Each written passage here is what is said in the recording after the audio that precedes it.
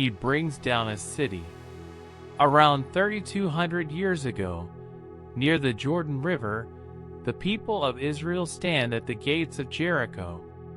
You are about to see how faith and obedient action bring a miraculous victory.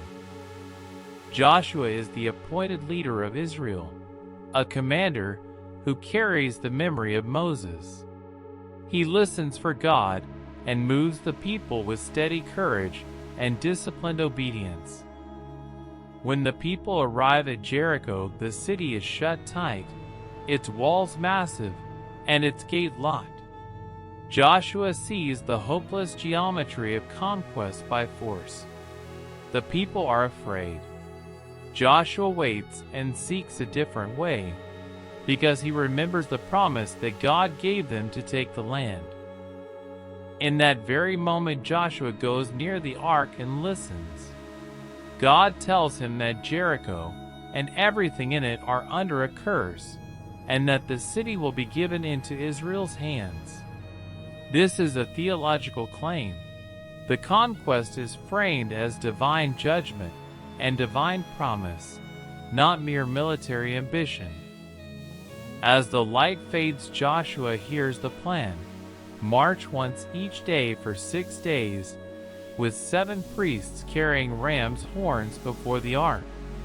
On the 7th day march 7 times, and have the priests blow the horns.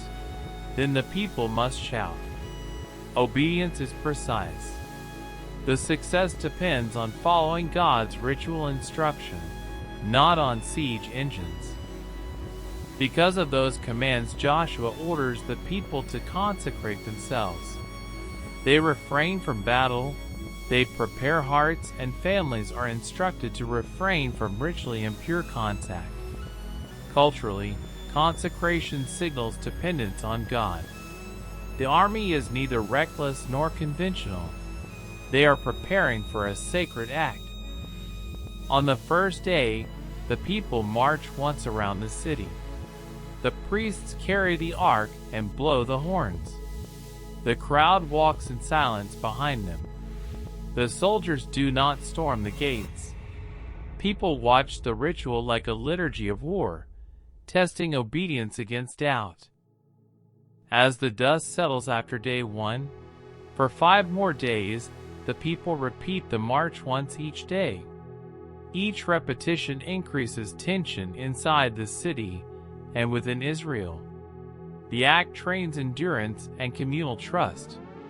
The rhythm becomes a public sermon that obedience will outlast fear in time. When morning comes inside the city, the soldiers and leaders grow anxious. Their intelligence cannot explain the strange ritual. Panic seeps into the streets. The text tells us this is not just physical walls, but a test of leadership and morale. The defenders do not know how to respond to faith-shaped strategy. As the 6th day ends, Joshua keeps the people steady. The repetitive obedience has turned murmurs of doubt into a settled resolve. The soldiers' hands are steadier. The families watch with growing hope. The narrative shows that disciplined faith changes the inner life of a people before it changes the battlefield. When the 7th day arrives before dawn, the people rise earlier. Joshua tells them to follow the same pattern, but now with 7 circuits. The priests lead, blowing the horns continuously. The city watches, expecting nothing dramatic, because ritual does not normally breach stone. Yet everyone is poised for something decisive. When they complete the 7th circuit, the priests make a long blast on the horns. Joshua then gives the signal for the people to shout. The text stresses timing.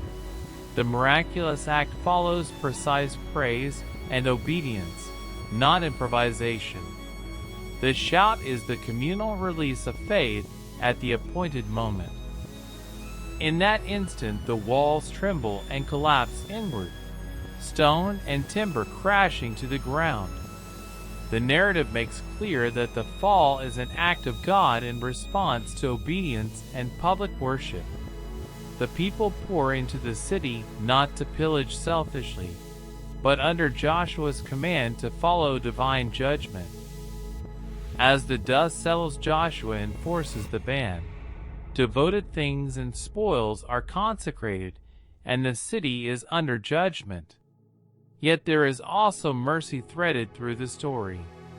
Earlier, Rahab, the resident, had hidden Israelite spies, and because of her faith, she and her household are spared. This contrast shows that divine justice and mercy operate together. When the narrative continues beyond this chapter on the campaign, disobedience later reveals itself in Achan, who takes forbidden spoil. Joshua's earlier enforcement shows that the covenant demanded holiness. The fall of Jericho is a reminder that victory is paired with covenant responsibility, and that hidden sin undermines communal blessing. As the dust settles on the rubble, the story explains why this happened.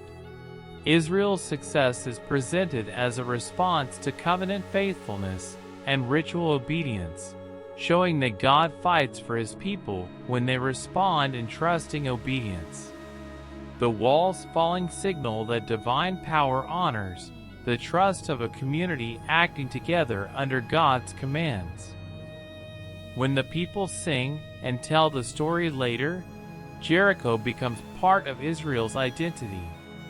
The memory of walls falling teaches future generations that God acts for His covenant people when they live under His law and trust His promises. The event shapes national memory and theological imagination. As the people settle after the victory, Joshua's leadership is confirmed. He has shown restraint, faith, and fidelity to the covenant. This episode prepares him for rulership over the people in the land, demonstrating that spiritual authority often rests on obedience to God rather than purely on military skill. When the dust settles on Jericho, the lesson is unmistakable. God honors faithful obedience carried out in community. The chapter teaches that covenant victory follows trust and precise obedience, and that divine justice and mercy are both present. If this story moved you, like the video, subscribe to the channel, and tap the bell so you do not miss the next one.